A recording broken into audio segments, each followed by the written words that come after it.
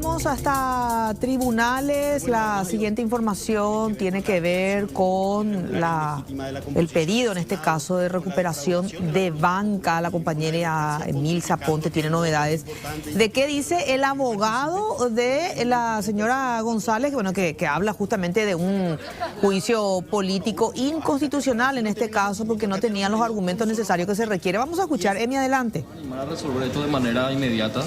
La Corte viene construyendo un capital institucional de manera sostenida hace un buen tiempo. Esta Corte renovada ha dado muestra de querer cuidar el valor jurídico e independencia del Poder Judicial, así como la seguridad jurídica. Así es que nosotros tenemos muchas expectativas en que estén a la altura de las expectativas. Este es un caso que desborda largamente la situación de Katia. Los pronunciamientos múltiples de diversos niveles de la sociedad civil muestran que aquí hay un interés colectivo que la Corte tiene que saber leer e interpretar, porque ese es su trabajo, ¿verdad? No vivir de espalda a la calle, sino que entender lo que está pasando. ¿Van a solicitar que puede pensar como el pleno de la Corte, doctor? Esa es una atribución que tiene la Sala Constitucional, ¿verdad? Nosotros nos parece, creemos que si la Corte decide tratar esto en pleno va a estar bien, porque es una forma que tiene la Corte Suprema de legitimar y de construir una decisión más robusta. La medida de urgencia de reincorporación, ¿en cuánto plazo, cuánto tiempo tiene que pasar? Y nosotros esperamos que la Corte, como mucho, en 15, 20 días ya tenga, digamos, un pronunciamiento cautelar al respecto. Doctor, usted hablaba de incluso la participación de especialistas internacionales. ¿Se puede explicar sobre ese contexto? Sí, así como se dio una solidaridad atípica y reacciones de todos los estamentos de la sociedad civil, gremios, iglesias, embajadas, centros de estudiantes, gremios de abogados, colegios, etcétera, también se dio una solidaridad muy, muy destacable a nivel jurídico. Y de hecho, permítanme agradecerle a todos los colegas que desinteresadamente aportaron ideas y aportaron su tiempo para poder realizar plasmar este escrito que hoy vamos a presentar, pero también la comunidad jurídica internacional se involucró con mucha intensidad, porque alarma la situación de Paraguay. Paraguay camina a pasos firmes, si es que no revertimos esto a tiempo, hacia lo que está pasando en Nicaragua, en Venezuela, en Ecuador, y lógicamente eso genera la alarma internacional porque se están socavando los cimientos de la democracia. Hasta el momento la Sala Constitucional se ha expedido luego de que culmine el periodo parlamentario de la persona que accionan. ¿Cree usted que esto podría cambiar con esta nueva sala? Y más que lo que yo creo es lo que debe ocurrir, ¿verdad? Lo que debe ocurrir es que la Corte entienda que aquí se juegan demasiados factores vinculados a la subsistencia misma del Estado de Derecho, ¿verdad? No podemos permitir que ni siquiera una mayoría, porque esa es una falacia que está instalada, sino que una minoría coyuntural. El Partido Colorado es la minoría más votada y esta decisión fue tomada por un grupo otra vez minoritario dentro de esa minoría. En consecuencia, es importante que la Corte se expida de manera, con toda la celeridad que el caso amerita. El ministro César Díaz frecuentemente es vinculado con el Partido Colorado, principalmente el Movimiento Honor Colorado. ¿Van a pedir que se excusen de tener esta acción? De ninguna manera. Nosotros tenemos plena confianza en la Sala Constitucional de la Corte e incluso en el Pleno de la Corte. Repito, la gravedad institucional de esto nos permite albergar fundadas expectativas de que ellos van a estar a la altura de las circunstancias, porque además, desde el punto de vista estrictamente jurídico, este es el caso más sencillo en la historia institucional de la Corte Suprema de Justicia. Ni siquiera van a tener que invadir el territorio siempre polémico de las cuestiones políticas no justiciables. Acá simplemente se va a pedir que se reivindique el Estado de Derecho, que se entienda que no se puede saltear las normas de juego vigente, que la Corte tiene la obligación institucional de ordenar la casa y mandar un mensaje claro a la ciudadanía, que todos nosotros, porque todos nosotros estamos afectados por este tipo de prepotencia coyuntural, tenemos en la Corte Suprema de Justicia el resguardo de nuestras libertades, de nuestras garantías, en la inteligencia que la Corte es el último bastión de la libertad que tenemos todos los ciudadanos para resistir este tipo de atropellos. ¿Qué espera del fiscal general del Estado? Porque va a tener que opinar necesariamente sobre la viabilidad o no de su demanda. Efectivamente, el fiscal general tiene, por una cuestión de procedimiento normativo, va a tener que emitir un dictamen. Y lo que nosotros esperamos es que entienda, que recuerde que él fue juez de garantía muchísimos años y en ese sentido entienda que las garantías rigen para todos los ciudadanos, con más razón cuando hay un grupo coyuntural, una minoría coyuntural que está avasallando las reglas de juego de manera tan abierta. En los casos anteriores a los cuales los parlamentarios habían recurrido también y no han tenido respuesta, por lo menos no se les repuso en su banca. Sí, lo que nosotros hicimos fue un estudio profundo de todos los precedentes en materia de pérdida de investidura y de juicio político, porque a través de esos precedentes lo que hizo la Corte fue darnos una pista de cuáles son los caminos que no conviene explorar, porque ellos entienden que esas no son las vías, ¿verdad? Entonces, esta es una presentación absolutamente distinta a las anteriores, y bueno, así es que la Corte si va a denegar la pretensión, va a tener que esmerarse en nuevos argumentos. ¿Cuáles son esas vías distintas que ustedes exploraron? Concretamente no dejamos de, más que haber explorado vías distintas, no abrimos algunas puertas que la Corte ya cerró. No nos metimos en las cuestiones políticas no justiciables. Exactamente, entendimos claramente que la Corte, por ejemplo, el plazo, ¿verdad? Entendimos que la Corte entiende que esta presentación se tiene que hacer dentro de los 9 días, y así hicimos una serie de filtros para respetar los estándares con los que la Corte viene decidiendo en casos anteriores y poner el énfasis en la garantía de la defensa que todos los ciudadanos tienen frente a quienes ejercen el poder público, no solamente de debido proceso. ¿Usted pidió que el Pleno se constituya en Sala Constitucional? No hemos hecho la petición, como decía anteriormente, esa es una atribución que tiene la Sala Constitucional, y a nosotros particularmente no nos desagrada la idea que sea el Pleno el que se comprometa, y no tanto para darle mayor solidez a esta decisión, sino porque la ciudadanía sepa quiénes son los custodios de nuestras garantías, que la Corte en Pleno se pueda mojar los bigotes en alguna medida, porque todos ellos, hay que recordar esto, en sus respectivas audiencias públicas reivindicaron Estado de Derecho, reivindicaron República, reivindicaron democracia constitucional y reivindicaron independencia. Bueno, la ciudadanía ahora va a calibrar si es que eso eran meros discursos o si efectivamente están a la altura de las circunstancias. ¿La garantía de la no intromisión política en una decisión judicial? A ver, ese es un tema polémico. Resulta que hay que entender, perdónenme hacer un poco de abstracción en ese tema. Nuestra Constitución y cualquier constitución republicana establece que los 3 poderes públicos cogobiernan el país: legislativo, ejecutivo y judicial. Esto significa inevitablemente darle a los 3 poderes una cuota de participación en la construcción de las decisiones políticas. Lo que aquí suele reivindicarse desde el poder político es que la Corte no se meta en las cuestiones exclusivas y excluyentes de esos poderes.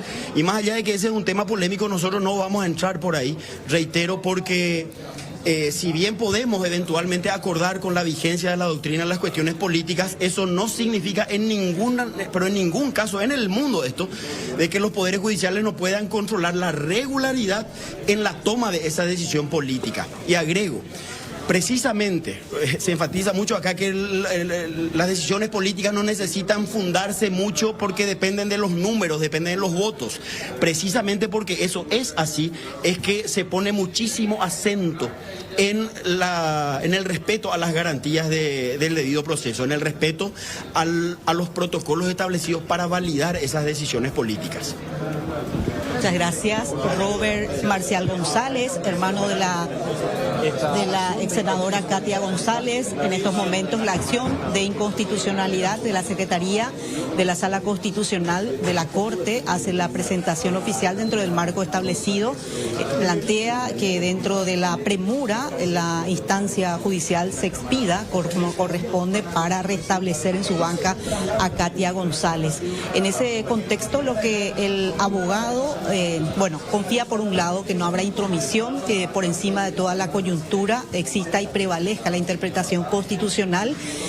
A su hermana no le dieron el derecho a la defensa en ningún caso, ni un papel no le han presentado, y bajo ese precepto está dentro de esos criterios presentando esta acción de inconstitucionalidad, reclamando la banca para Katia González. En ese sentido hace el protocolo de rigor a la entrega por Secretaría para que se proceda al trámite correspondiente y a la espera de que se pronuncie la Sala Constitucional de la Corte, aunque independientemente a que se constituya el Pleno de la máxima instancia judicial, espera que haya una respuesta en rigor para la reposición en su banca de la ex legisladora expulsada del Senado, Katia González. Volvemos con ustedes. Bueno, parte de lo que está ocurriendo en tribunales, veremos cómo esto continúa, porque bueno, son los ministros de la Corte los que deben tomar cartas en el asunto. Hay algunos antecedentes en donde no lo hicieron. Un caso de Víctor Bogado, por ejemplo, que todos los días repite en las redes sociales: si a mí no me hicieron, a Katia menos.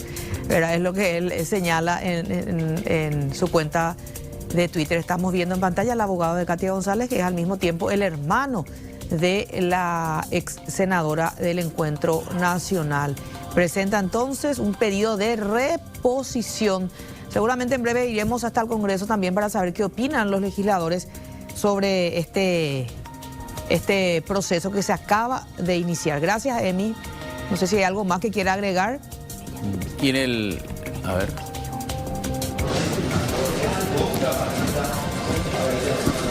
Vamos a mirar. Está revisando inicialmente la documentación, si es No, el abogado. Por un lado, que independientemente a la decisión que puedan asumir, lo hagan con premura y que también se respete la esencia de la Constitución en cuanto al derecho a la defensa y los criterios que se deben establecer en su momento no se aplicaron y que independientemente a que cada organismo de poder del Estado tiene su propia prerrogativa, él quiere que la máxima instancia judicial se analice dentro de ese escenario los criterios que se han asumido para la expulsión de la legisladora, en donde no se le tuvo en cuenta el derecho a la defensa, la notificación, o sea, el proceso en sí que conlleva el trámite que el Parlamento finalmente determinó a fuerza de votos.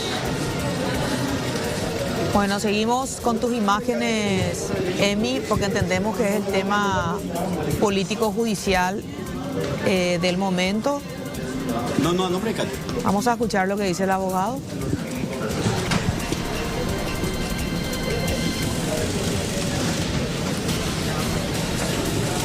Doctor González, es una cuestión de mero trámite ya, pero conforme al plazo que se estableció, los 9 días que mencionaba. O sea, bajo ese camino van avanzando. Exacto, efectivamente, esa es un poco la línea de tiempo. El escrito estaba listo el viernes, pero surgieron algunas reuniones muy interesantes que queríamos capitalizar, sobre todo porque llamó gratamente la atención el interés de la comunidad jurídica internacional. Entonces tuvimos algunas reuniones, estuvieron aportando ideas, nos recordaron los estándares que la Corte Interamericana tiene establecidos para este tipo de situaciones, advirtieron la gravedad institucional de la cuestión, hicieron fuerza para que Paraguay no cometa el error de volver a ponerse la soga al cuello en el sistema interamericano y sobre todo para reencauzar las reglas del Estado de Derecho de Milce, porque acá realmente es grave lo que está pasando y ellos ven con mucha alarma que este no es un episodio aislado, ¿verdad? Hay toda un precedente latinoamericano. Usted mencionaba Ecuador, los casos como anteceden en Venezuela. Así es, Nicaragua, Ecuador, Venezuela. Y el auge de los populismos de derecha y de izquierda que están acechando los cimientos, los valores democráticos que permiten la convivencia pacífica, ¿verdad? Bajo esa lupa internacional, Paraguay tendrá que determinar lo que establece la Constitución. Ustedes no se someten al criterio de lo que representa el voto en el Congreso. Es una prerrogativa del Parlamento, pero le dicen a la Corte que interprete objetivamente. Que haga cumplir los reglamentos que el propio poder político se da para validar decisiones, básicamente de eso se trata. Si querés que lo diga en términos así brutales y sencillitos, si quieren sacar la Katia, que tengan los 30 votos que ellos mismos establecieron. Básicamente de eso se trata en términos sencillitos. Un reglamento interno en la Cámara justamente no condice con lo que establece el propio reglamento. Efectivamente, y ese es un persaltum absolutamente irregular, porque la única condición que puede validar el salto de una norma vigente a la aplicación directa de la Constitución es cuando esa aplicación va a redundar en proteger derechos fundamentales, pero en ningún caso se puede tolerar que ese persaltum se realice para darle más poder al poder político cuando había una regla de juego establecida con anterioridad. Así es que ese es el quid un poco de la cuestión y la Corte va a tener que expedirse. El precedente que puede sentar en caso de que no corresponda a esa interpretación que menciona. Bueno, el precedente sería preocupante porque la Corte estaría claudicando la independencia del Poder Judicial, estaría entregando el Estado de Derecho a manos de 23 personas y esto es verdaderamente grave. Piensen, por ejemplo, voy a dar, en abstracto yo decía como ejemplos, piensen en no solamente en la cantidad de parlamentarios opositores que están en la fila, sino que en el controlador aéreo que detecta una avioneta irregular aterrizando en una pista clandestina con un cargamento de marihuana. ¿Qué le queda a ese funcionario si quiere hacer bien su trabajo? Cuando que el caudillo de turno le va a decir, si le sacamos a una senadora con respaldo de 100.000 votos populares, con toda la adhesión de la sociedad civil en pleno, con la adhesión de estamentos y gremios, otra vez con mucha posibilidad de amplificar sus voces a través de la prensa, ¿qué le queda a ese pobre señor que quiere hacer bien su trabajo?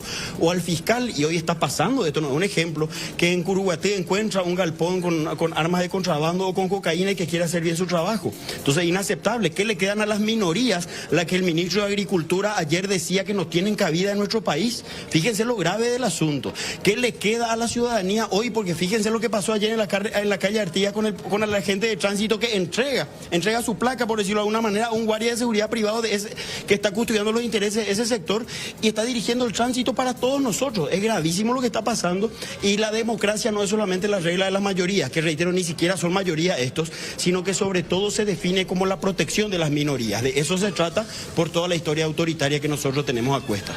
¿El plazo que usted solicita o recomienda o plantea? Aquí no nos movemos tanto con plazos matemáticos por la envergadura del tema, sino con plazos razonables, ¿verdad? Razonablemente, en los próximos 15, 20 días la Corte debería tener un primer pronunciamiento cautelar para ir encauzando de vuelta al Estado de Derecho. Y razonablemente, en los próximos 60 días debería expedirse sobre el fondo de la cuestión por la magnitud y la trascendencia del tema.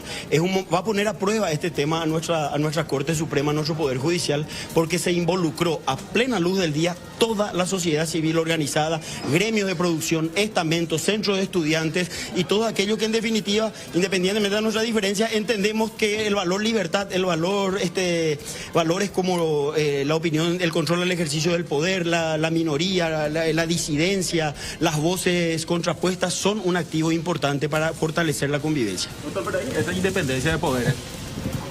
La independencia, aquí no hay ningún tipo, o sea, a ver, con el criterio que tiene el poder político de que el Poder Judicial no tiene que decir nada socapa de que ellos son independientes, no se puede cuestionar ninguna ley. El poder político habla a través de las leyes, ¿cierto? Bueno, todos los días el Poder Judicial se pronuncia a favor o en contra de leyes. O sea, es una falacia plantear que aquí hay un atentado a la independencia por el hecho de controlar la regularidad en la toma de decisiones. Con el criterio del poder político, por eso es tan peligroso ese agente de tránsito que ayer claudicó, o ese ministro de Agricultura que ayer dijo abiertamente, sin sonrojarse siquiera, que las minorías no tienen cabida ni siquiera para el acceso a la educación, van a hacer lo que se les plazca. Y todos los medios, como está pasando en Ecuador, hoy son potenciales víctimas porque van a entrar fusileros al servicio de esta gente a callar las voces críticas. Gracias. Bueno, realmente amable. Esta es fuerte la crítica del abogado González. El abogado de Katia González es el hermano también de Katia González, un analista de temas jurídicos, de hecho, en los últimos meses reconocido en ese sentido. Tocó varios puntos que van con lo que tiene que ver con el respeto irrestricto a la Constitución Nacional, Juan.